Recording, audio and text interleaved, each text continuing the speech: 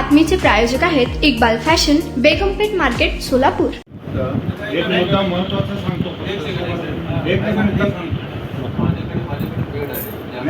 एक मुद्दा सांगतो।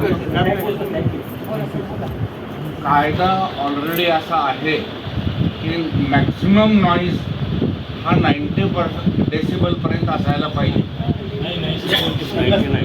8 डेसिबल ॲव्हरेज आहे, 90 डेसिबल हायेस्ट आहे। इथं जो नॉईज चाललेला आहे याच्या विरुद्ध ऑलरेडी कायदा आहे की अशा प्रकारचा आवाज निर्माण होऊ नये। फक्त कायद्याची अंमलबजावणी होत नाहीये प्रॉपरली, आणि हा खरा प्रश्न आहे। बाकीचा प्रश्न कुठलाही नाही।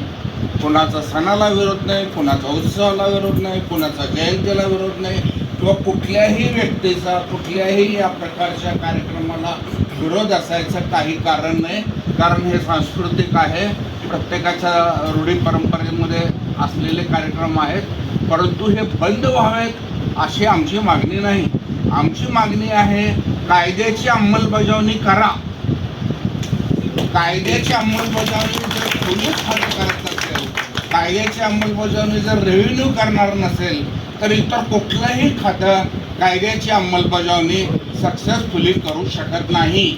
म्हणून हे सर्व ज्येष्ठ नागरिक आलेले आहेत, किंवा मी जे आज बोलतो तर पोटतिडकीनं बोलण्याचं कारण एवढंच आहे की घरामध्ये बसूच शकत नाही, घरात शांततेनं। इतकं घरासमोरून मिरवणूक जातात, आणि कुठल्याही कार्यक्रमाला DJ, ते कलरच्या लाईट्स आणि याचे दुष्परिणाम आपण रोज पेपरमध्ये ऐकतो, TV वर पाहतो, सगळीकडे पाहतो, परंतु कुणीही याच्यावर काहीही कारवाई करत नाही।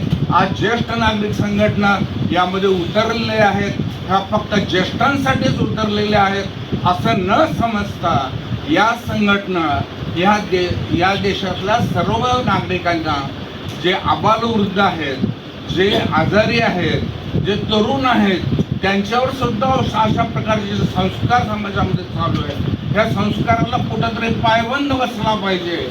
60-30-90 घ्यायचा आणि DJ पुढे नाचायचं आणि लाईट फिरवायचे। ह्या लाईटमुळे होणारे जे दुष्परिणाम आहेत, आणि आज एवढे लोक इथे जमा आहेत, या प्रत्येकाला याचा त्रास होतोय म्हणून हे जमा आहे। मी जे बोलतोय ते मला त्रास होतो म्हणून बोलतोय। मी सुद्धा ह्या कार्यक्रमात सहभागी व्हायचं का नाही असा विचार करत होतो घरात, कारण मला भीती काय आहे, उद्या जर मी रस्त्यावर गेलो तर ह्या माणसाने या कार्यक्रमाला विरोध केला असं सुद्धा प्रचार होण्याची शक्यता आहे। आणि योगायोगाने कालच्या वृत्तपत्रामध्ये अशी बातमी आहे की खासदार, आमदार इथल्या सगळ्या लोकांनी याला पाठिंबा दिलेला आहे।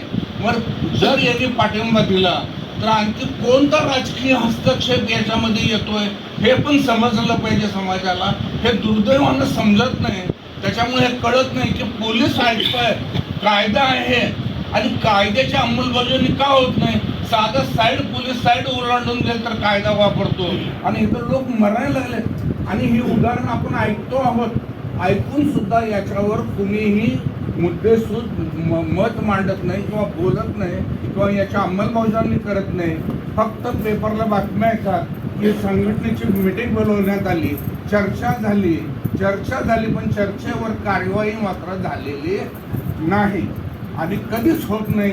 म्हणून आम्ही आज शेवटच्या हप्त्याला हे असं म्हणायला हरकत नाही की आम्ही आपल्याकडे आलेलो आहोत, की आपल्याला हे अधिकार आहेत बिईंग अ डिस्ट्रिक्ट मॅजिस्ट्रेट, की आपण पोलीस खात्याला आणि आपल्या खात्यासमोर याच्यावरची अंमलबजावणी सक्सेसफुली करून या समाजाचं आरोग्य हे चांगल्या पद्धतीनं कसं राहील याचा प्रयत्न आपण करावा, असे आम्ही सोलापूर शहरवासियांतर्फे नव्हे तर सगळ्या महाराष्ट्रीय वासियांतर्फे आपल्याला विनंती करतो की आम्हाला समाधानाने जगू द्या।